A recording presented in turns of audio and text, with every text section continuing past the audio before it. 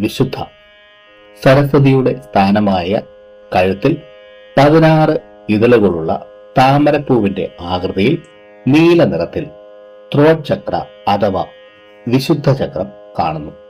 വിശുദ്ധ ചക്ര ആക്റ്റീവായിരിക്കുന്ന വ്യക്തികൾ ശക്തിശാലികളായിരിക്കും.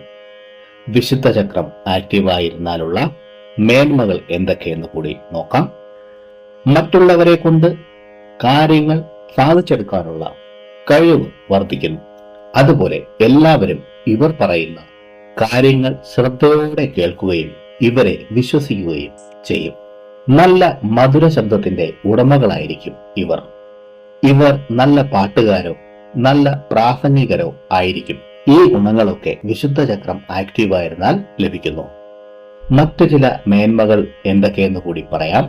കലാപരമായ ഉയർച്ചയിലെത്തുവാനും അതുപോലെ വിശപ്പും ദാഹവും നിയന്ത്രിക്കാനുള്ള കഴിവും ഇവർക്ക് ഉണ്ടാവുന്നു.